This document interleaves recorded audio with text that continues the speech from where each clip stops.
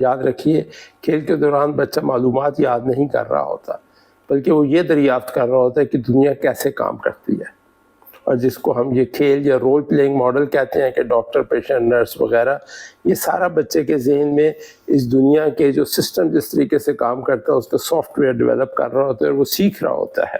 صبح ہی صبح 4 سالہ زارا نے صوفے کے 2 کشن زمین پر رکھے اور اعلان کیا، یہ ایک ہسپتال ہے۔ اس کی گڑیا مریض بن گئی، چھوٹا بھائی حارث ڈاکٹر بن گیا اور ایک پلاسٹک کا چمچ تھرمامیٹر بن گیا، اور یوں ہسپتال شروع ہو گیا۔ تھوڑی دیر بعد دونوں میں بحث شروع ہو گئی۔ ڈاکٹر نے کہا پہلے مریض کو میں چیک کروں گا۔ سارا نے کہا لیکن ڈاکٹر تو میں ہوں۔ اب اس پہ زارا نے تھوڑی دیر سوچا، پھر اس اصول بدل دیا۔ اس نے کہا اب یہ اسپتال بدل گیا ہے، اب بھائی ریسیپشنسٹ ہے اور میں ڈاکٹر ہوں۔ کھیل دوبارہ شروع ہو گیا۔ وہ گڑیا کی بیماری کی وجہ ڈھونڈ رہی تھی اس پلاسٹک کے تھرمامیٹر کے ساتھ، وہ نئے نئے جملے بنا رہی تھی، اپنے بھائی سے بات منوا رہی تھی۔ اپنی باری کا اس نے انتظار بھی کرنے کی کوشش کی اور کھیل بگڑنے پر اپنے غصے کو سنبھال بھی لیا۔ تبھی اس کی امی اس کے کمرے میں آئیں اور بولی بہت کھیل لیا اور یہ کیا کشن نیچے رکھے ہوئے ہیں، خراب ہو جائیں گے، اٹھو اب پڑھائی کر لو۔ انہوں نے زارا کے سامنے ایک ورک شیٹ رکھی، کشن اٹھا کر صوفے پہ رکھے، چمچ واپس کچن میں لے گئی اور گڑیا کو الماری میں رکھ دیا۔ ورک شیٹ پر اس نے کہا حکم ہوا 1 کو 20 بار ٹریس کرو۔ کچھ دیر پہلے جو بچی ایک مکمل ہسپتال چلا رہی تھی اب خاموشی سے ایک ہی لکیر بار بار کھینچ رہی تھی۔ ذرا سوچئے وہ پہلے کھیل رہی تھی یا اس کا دماغ اپنی زندگی کی سب سے اہم تربیت حاصل کر رہا تھا۔ سائنس اور سائیکالوجی یہ بتاتی ہے کہ کھیل پڑھائی کا مخالف نہیں ہے، بلکہ ابتدائی سالوں میں کھیل ہی سیکھنے کا سب سے طاقتور ذریعہ ہے۔ آزادانہ کھیل کے دوران انسٹرکچرڈ، انسپروائزڈ جو بچے خود ایجاد کرتے ہیں، کھیل کے دوران بچہ ایک ہی وقت میں کئی مینٹل فیکلٹیز یا ذہنی صلاحیتیں استعمال کرتا ہے۔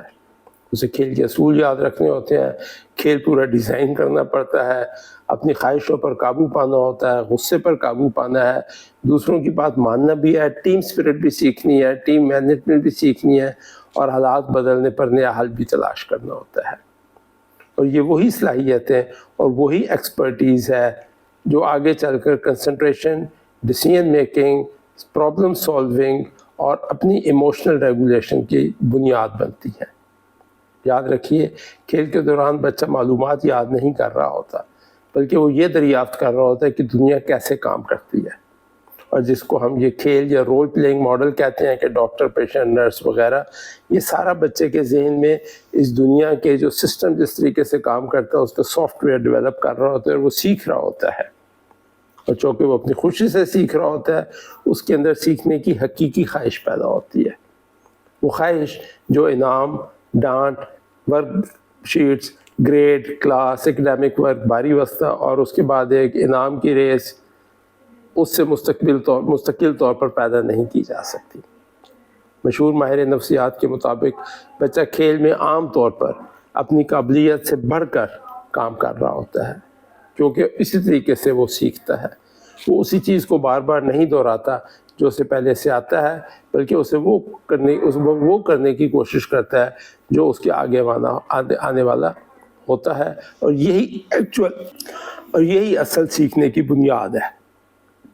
میں یہ ہرگز نہیں کہہ رہا کہ اسکول اور ورک شیٹ بالکل بے فائدہ ہیں، وہ یقیناً بچے کو حرف کی شکل بنانا، پینسل پکڑنا اور ایک محدود حد تک اسکل ڈیولپمنٹ کرنے میں مدد کرتے ہیں، لیکن مسئلہ اس وقت پیدا ہوتا ہے جب ہم سمجھ لیتے ہیں کہ یہ کھیل کا متبادل ہے اور ایکچول پڑھائی یا ایکچول سیکھنا صرف یہی ورک شیٹس اور اسکول ہی رہ گیا ہے۔ کسی ایک مضمون کا، الفابیٹ کا یا کسی سوال کا رٹا لگا لینا بچے کو ایک سوال کا جواب تو یاد کرا سکتا ہے، لیکن کھیل اسے نئے نئے سوال کا جواب تلاش حل کرنے کی اسکل سکھاتا ہے۔ اسی لیے اگلی مرتبہ جب آپ کا بچہ کشن زمین پر رکھ کر اسپتال بنا رہا ہو اور گڑیا کا علاج ہو رہا ہو، یا وہ کھلونوں کی دکان چلا رہا ہو، یا ٹیچر بن کے کھیل رہے ہوں، تو اسے فوری طور پر یہ نہ کہیں کہ کھیل چھوڑو اور کچھ سیکھ لو۔ کوائٹ پاسبل کہ وہ اس سمے کھیل میں اپنی آنے والی زندگی کی برین ڈیولپمنٹ کے سب سے امپورٹنٹ اسکل سیکھ رہا ہو۔